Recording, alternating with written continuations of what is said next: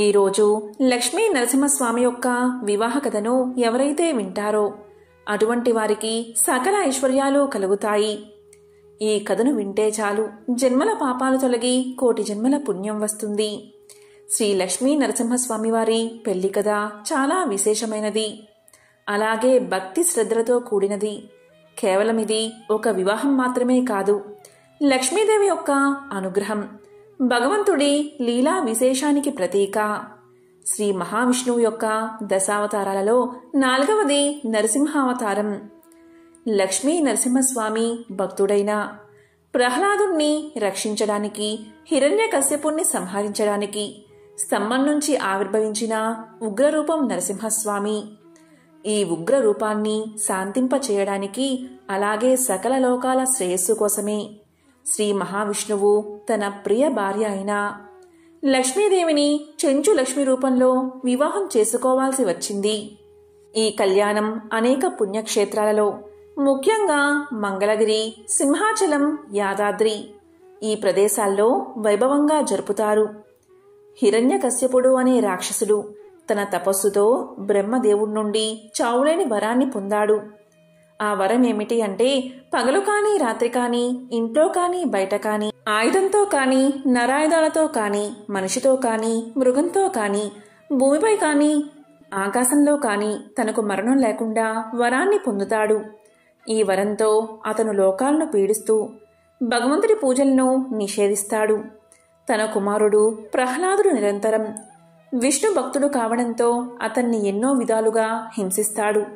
చివరకు ప్రహ్లాదుడి భక్తిని పరీక్షించడానికి హిరణ్యకశ్యపుడు నీ విష్ణువు ఎక్కడ ఉన్నాడు అని అడిగి స్తంభంలో చూపించినప్పుడు భగవంతుడు నరసింహ నిజరూపంలో స్తంభం నుండి బయటకు వచ్చి, పగలు కాదు రాత్రి కాదు అంటే సంధ్యా సమయంలో, ఇంట్లో కాదు బయట కాదు అంటే ఇంటి గడప మీద, భూమిపై కాదు ఆకాశంలో కాదు అంటే తన తొడల మీద, ఆయుధంతో కాదు నిరాయుధుడుగా అంటే తన వాడి గోళ్లతో, సగం మనిషి సగం సింహం రూపంలో హిరణ్యకశ్యపుణ్ణి సంహరిస్తాడు ఆ భగవంతుడు. హిరణ్యకశ్యపుణ్ణి సంహరించిన తరువాత కూడా ఆ స్వామి యొక్క ఉగ్ర రూపం శాంతించదు. ఆయన క్రోధాగ్ని సకల లోకాలను దహిస్తున్నట్లు అనిపిస్తుంది దేవతలకు. దీంతో దేవతలు, ఋషులు అందరూ ఎంతో భయపడి ఆ ఉగ్ర రూపాన్ని శాంతింపచేయమని శ్రీ మహావిష్ణువును ప్రార్థించారు. అప్పుడు బ్రహ్మాది దేవతలంతా శ్రీ మహావిష్ణువు యొక్క ప్రియభార్య అయిన లక్ష్మీదేవిని ఆశ్రయిస్తారు. లక్ష్మీదేవి మాత్రమే ఆయన ఉగ్రత్వాన్ని తగ్గించగలదని వారు నమ్ముతారు. ఇక దేవతల ప్రార్థన మేరకు లోక కళ్యాణం కోసం శ్రీ మహావిష్ణువు యొక్క ఉగ్ర రూపాన్ని శాంతింప చేయడానికి లక్ష్మీదేవి భూలోకంలో చెంచులక్ష్మి రూపంలో అవతరిస్తుంది. కొన్ని పురాణాల ప్రకారం ధర్మదేవతగా కూడా చెప్తారు. దట్టమైన అడవుల్లో చెంచుల మధ్య ఆమె పెరిగి పెద్దదైంది. ప్రకృతికి దగ్గరగా స్వచ్ఛమైన మనస్సుతో ఆమె పెరిగి పెద్దదయింది. ఇక ఉగ్ర రూపంలో ఉన్న నరసింహస్వామి అడవుల్లో సంచరిస్తూ క్రోధాగ్ని తగ్గించుకోవడానికి ప్రయత్నిస్తూ ఉంటాడు. అదే సమయంలో చెంచులక్ష్మిని చూసి ఆమె సౌందర్యానికి, అమాయకత్వానికి, ప్రేమకు ఆకర్షితుడు అవుతాడు. ఇక చెంచులక్ష్మి తన భర్తగా నరసింహస్వామినే వరించాలని ముందుగానే నిర్ణయించుకుంటుంది.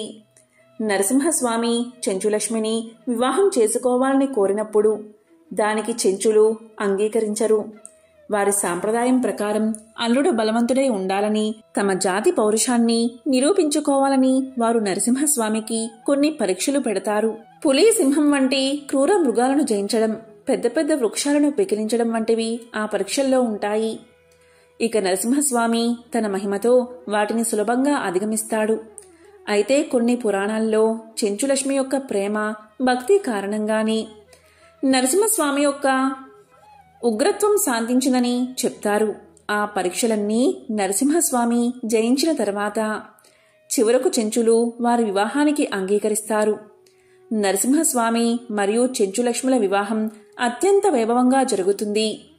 ఇక లక్ష్మీదేవి స్పర్శతో, ఆమె ప్రేమతో నరసింహస్వామి యొక్క ఉగ్రరూపం పూర్తిగా శాంతిస్తుంది.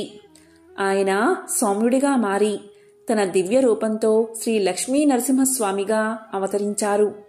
కేవలం ఇది ఇద్దరి వివాహం మాత్రమే కాదు, క్రోధాన్ని శాంతింపచేయడం, అహింసను స్థాపించడం మరియు ధర్మాన్ని పునరుద్ధరించడం వంటి అనేక ఆధ్యాత్మిక అర్థాలను కలిగి ఉంది. నరసింహస్వామి ఉగ్రత్వము లక్ష్మీదేవి ప్రేమతో శాంతించినట్లుగా మానవుడి కోపాన్ని, దుష్టత్వాన్ని ప్రేమ, కరుణ మాత్రమే నిగ్రహించగలవని ఈ కథ మనకు తెలియజేస్తుంది. ఈ కళ్యాణం జరిగిన ప్రదేశాలు పుణ్యక్షేత్రాలుగా వెలుగొందాయి.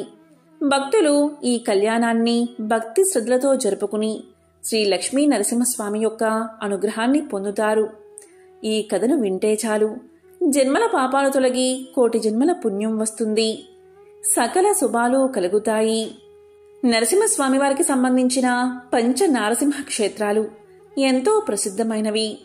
ఇవి తెలంగాణ, ఆంధ్రప్రదేశ్లోని ద్రవిడ దేశం ప్రాంతంలో స్వయంభువు అంటే నరసింహస్వామి స్వయంభువుగా వెలిసిన 5 పవిత్ర ధామాలు.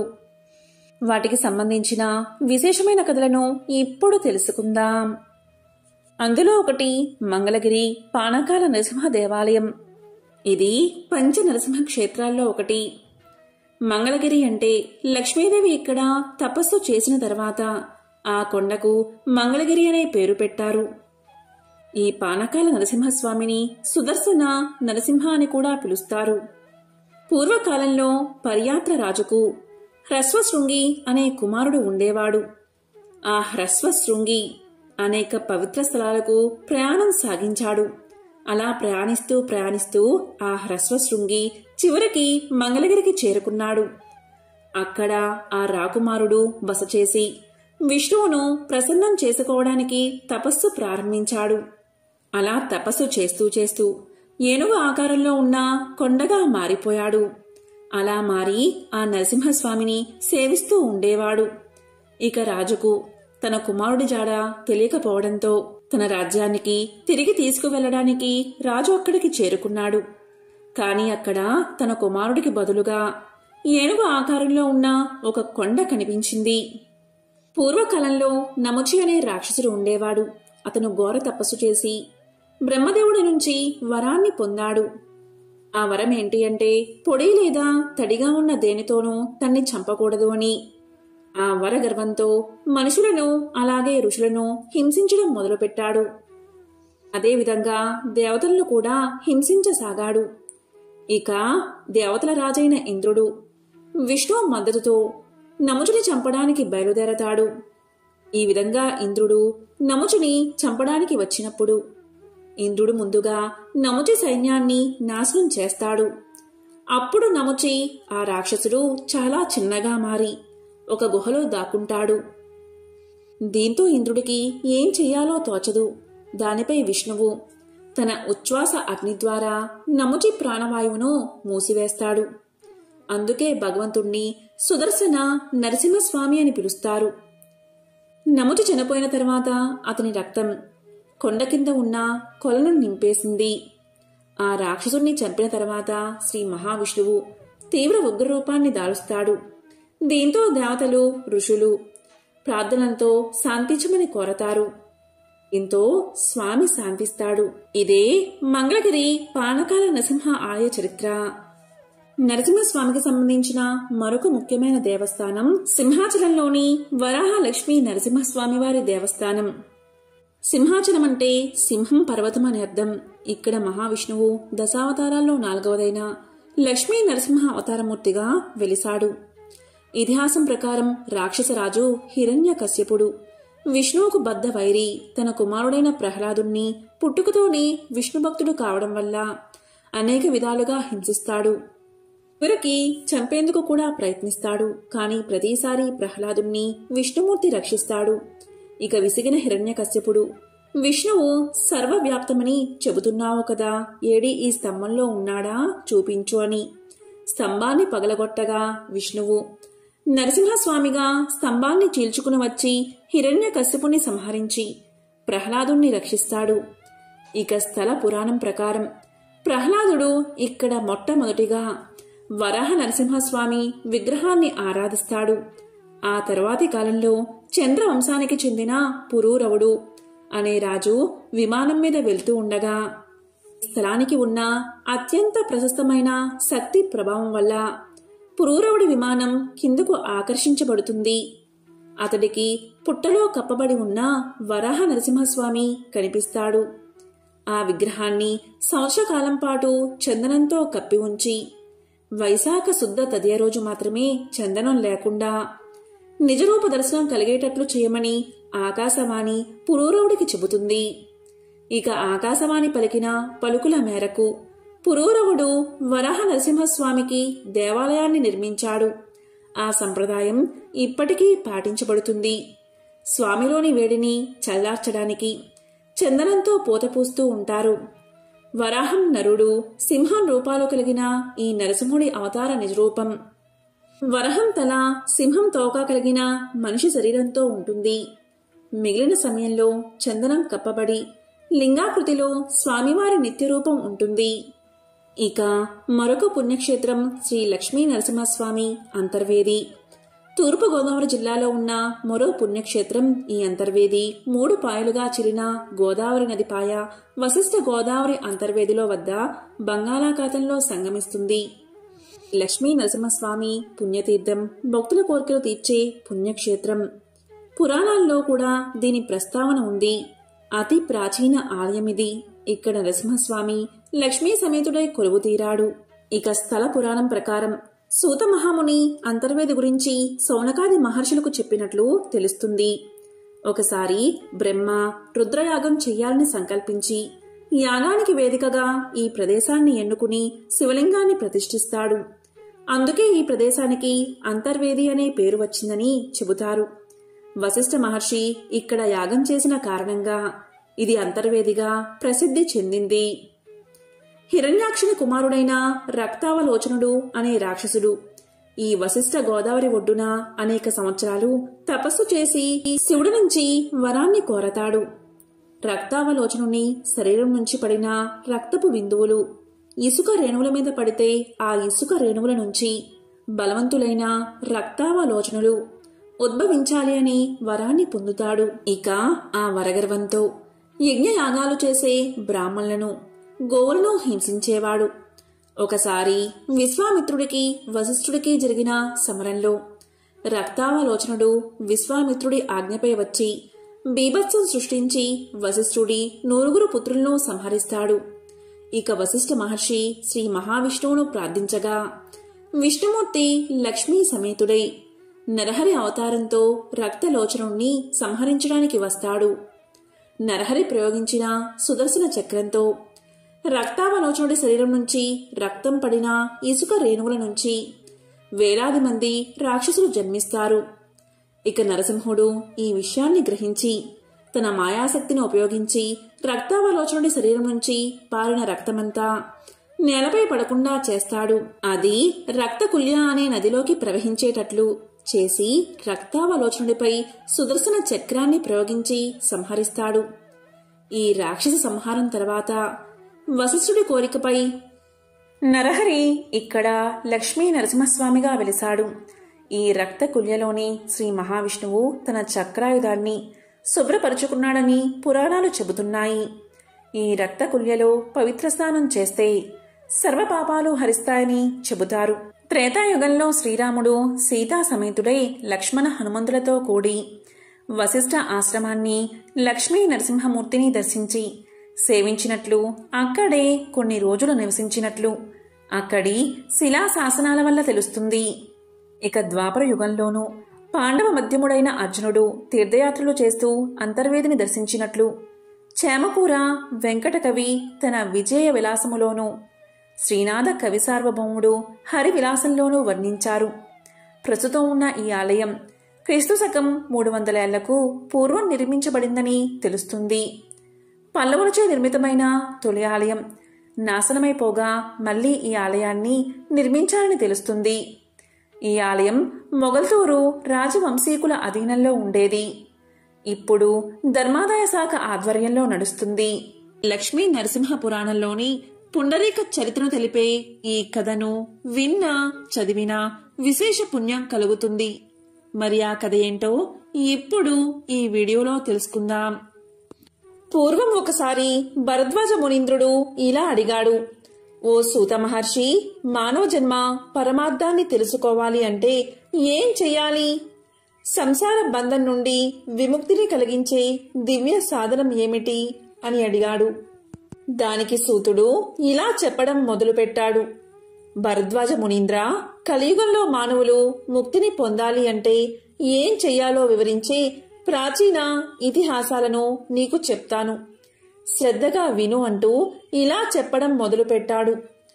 పూర్వం పుండరీకుడు అనే పేరుగల ఒక బ్రాహ్మణుడు ఉండేవాడు. అతను బుద్ధిమంతుడు, విద్యావంతుడు. అతనికి ఉపనయనం అయిన తర్వాత యథావిధిగా బ్రహ్మచర్యం పాటిస్తూ సమర్థులైన ఉపాధ్యాయుల దగ్గర వేద శాస్త్ర అధ్యయనం చేశాడు. పుండరీకుడు చక్కటి తెలివితేటలు ఉన్నవాడు. కొంతకాలంలోనే వేదాధ్యయనం శాస్త్ర పాఠం ముగించుకుని విద్యావంతుడై ఇంటికి వచ్చాడు. ఇక తల్లిదండ్రులు విద్యావంతుడు యుక్త వయస్సుడు అవడం వల్ల పుండరీకుడికి వివాహం చెయ్యాలి అని తలచి ఆ విషయమై పుండరీకుణ్ణి అడిగారు. దానికి పుండరీకుడు తన సమ్మతిని తెలియచేశాడు. పుండరీకుడికి సుచరిత అనే ఆమెతో వివాహం జరిగింది. ఆ దంపతులిద్దరూ పాండురంగడి భక్తులు. పాండురంగ విఠలుని దర్శించుకోవడం కోసం ఒకప్పుడు ఆ ఊళ్ళో ఉన్న భక్తులంతా గుంపులు గుంపులుగా కూడి భజనలు చేస్తూ పుండరీపురానికి బయలుదేరారు. సుచరిత ఇది చూసి భర్తతో, ఏమండి, మనం కూడా పుండరీపురం వెళ్దామా అని అడిగింది. అప్పుడు పుండరీకుడు ఇలా సమాధానం చెప్పాడు. ఇంట్లో శతవృద్ధులై అన్నిటికీ మనపైనే ఆధారపడి ఉన్న తల్లిదండ్రుల్ని వదిలి మనం ఎక్కడికి వెళ్తాం? మనకి ఎలా వీలవుతుంది? మనకి ఇల్లే పుండరీపురం. ఆ పాండురంగ విఠలుణ్ణి మనసులోనే ధ్యానించుకుంటూ ఈ ముసలి దంపతులకు సేవ చేయడం కన్నా మనకి మరొక ఆలోచన ఉండకూడదు అన్నాడు పుండరీకుడు. మనసులో గట్టిగా ఆ భక్తులతో పాటు వెళ్ళాలి అని ఉన్న సుచరిత పైకి ఏమీ అనక ఊరుకుంది. తక్కిన భక్తులంతా అనుకున్న ప్రకారం బయలుదేరి పుండరీపురం వెళ్లిపోయారు. ఆ వెళ్లిన భక్తులకు కూడా ఇళ్లల్లో ముసలి తల్లిదండ్రులో లేక రోగిష్టి భర్తలో భార్యలో పిల్లలో లేకపోలేదు. కాని వాళ్ళు పుండరీకుడి మళ్ళే మనం వెళితే వీళ్ల గతేమి కాను అని ఆలోచించకుండా ఎవళ్ల కర్మ వాళ్ళది, వీళ్ల కోసం మనం పుండరీపురం వెళ్లడం మానుకుంటామా అని నిశ్చింతగా చక్కాపోయారు. పుండరీకుడు మటుకు తాను పుండరీపురం వెళ్లలేకపోయినందుకు కొంచెమైనా బాధపడలేదు. ప్రతిరోజు పొద్దున్నే లేచి తల్లిదండ్రులకి సేవ చేసేవాడు.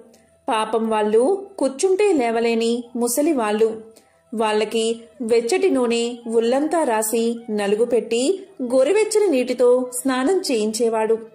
తెల్లటి మెత్తటి శుభ్రమైన తువ్వాలతో తుడిచి తేలిక బట్టలు కట్టించేవాడు.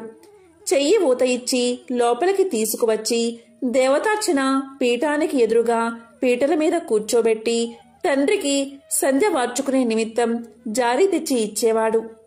తండ్రి చాలా గొప్ప పండితుడు, భక్తుడు, కర్మిష్ఠిని. అయితేనే ముసలితనం వల్ల జ్ఞాపక శక్తి తగ్గిపోయి దేవతార్చన చేసుకునేటప్పుడు మధ్య మధ్య మంత్రాలు కూడా మరిచిపోయేవాడు.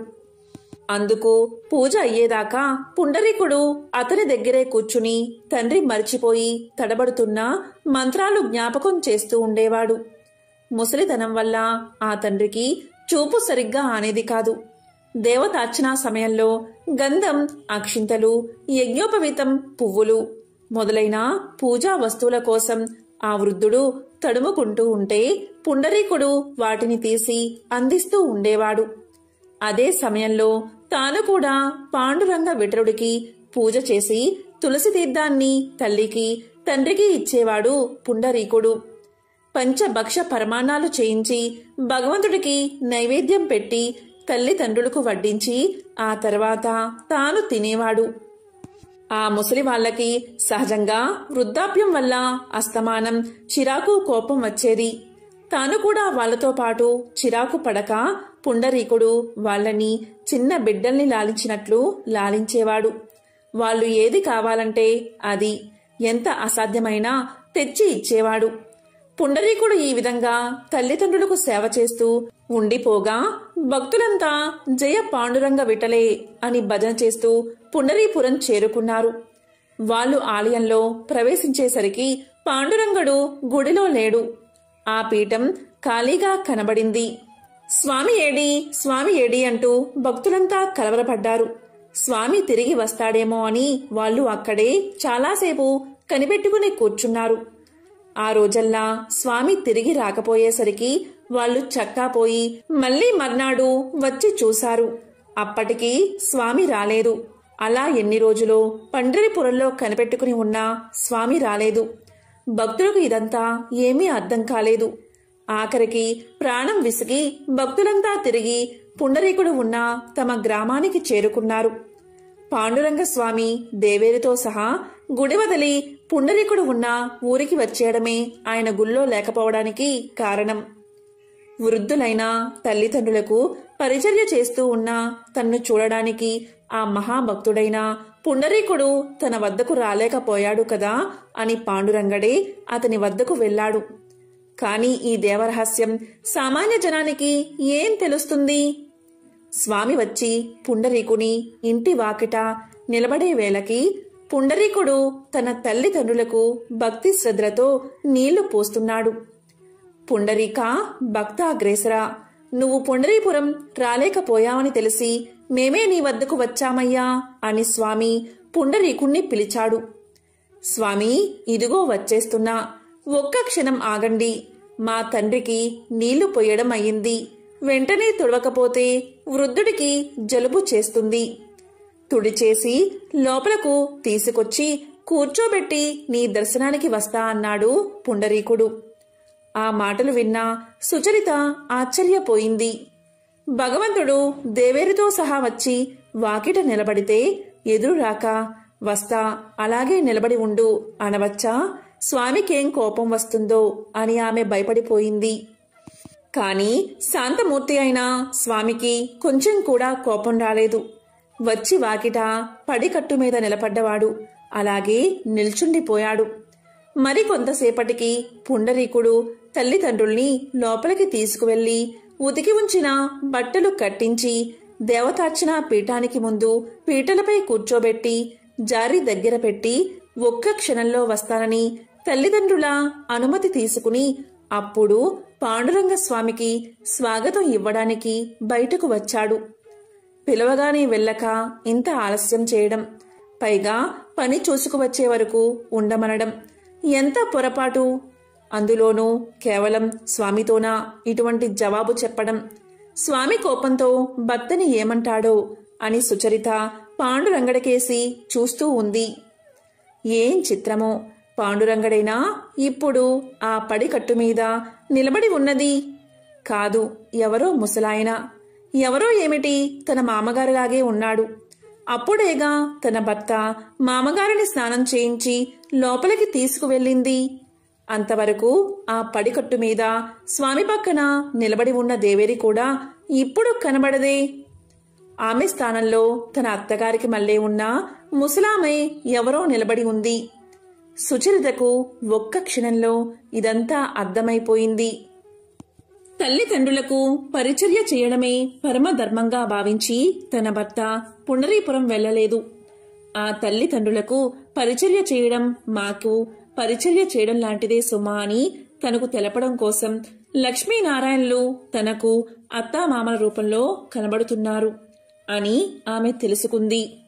పుండరీకుడు ఇంతలో లక్ష్మీ సమేతుడైన స్వామికి సాష్టాంగ నమస్కారం చేసి గరుడవాహన జగన్నాథ, పుండరీకాక్ష, పాండురంగ అని అనేక విధాల స్తోత్రం ప్రారంభించాడు.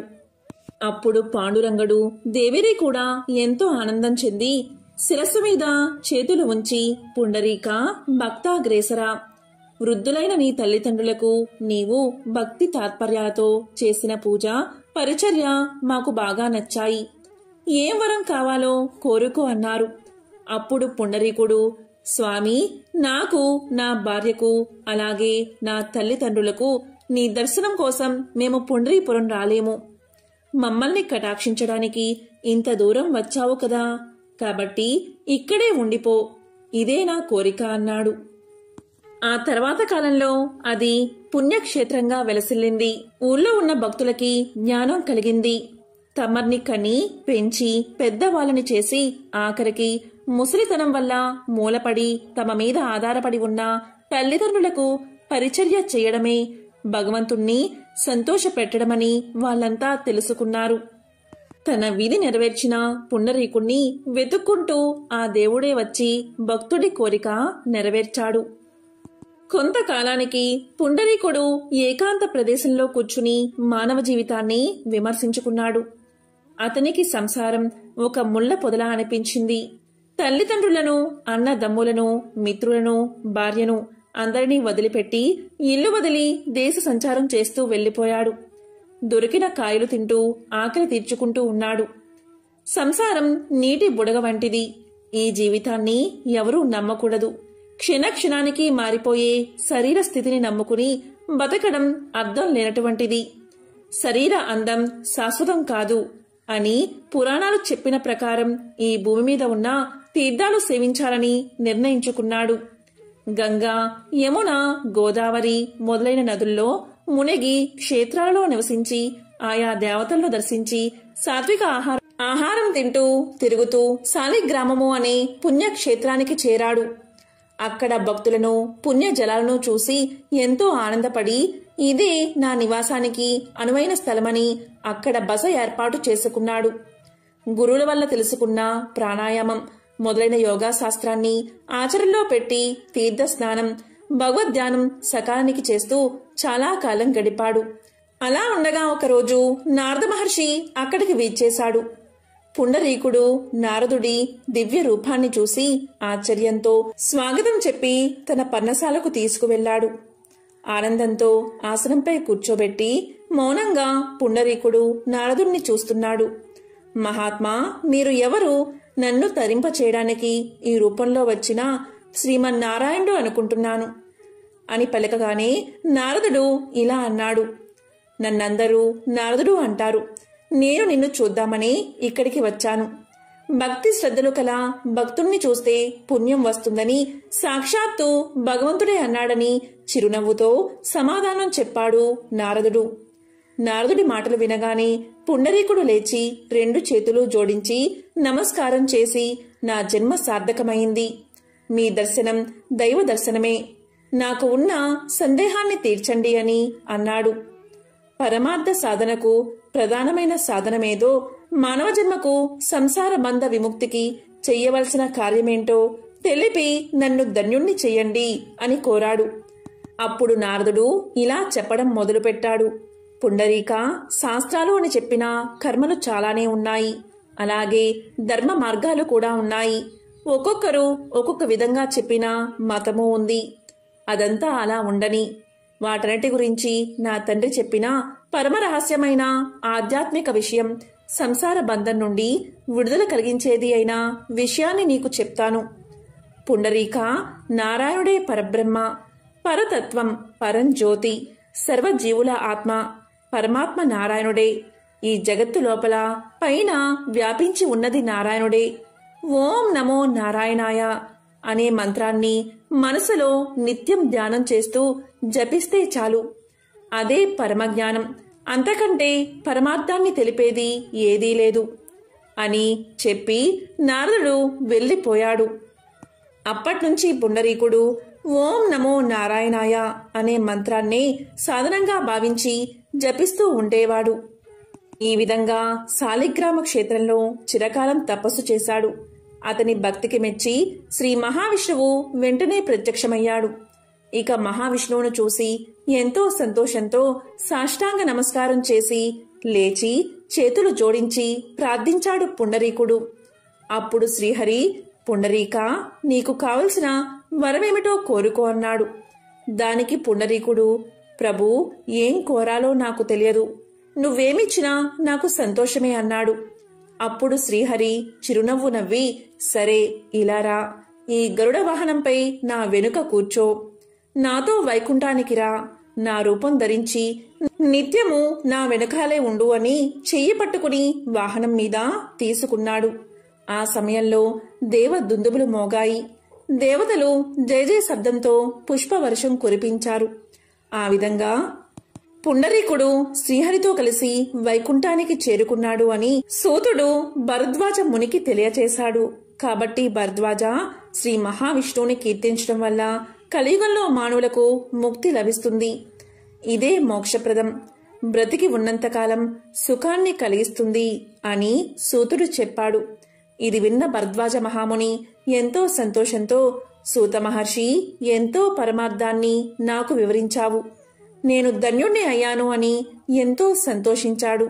ఎంతో విశేషమైన పవిత్రమైన స్వామికి సంబంధించిన ఈ కథలను విన్నా, చదివినా, చెప్పినా, వినిపించినా జన్మల దోషాలు తొలగిపోతాయి. కోటి జన్మల మహాపుణ్యం మీకు కలుగుతుంది. సకల శుభాలు కలుగుతాయి. ఓం నమో నారాయణాయ. ఓం నమః శివాయ.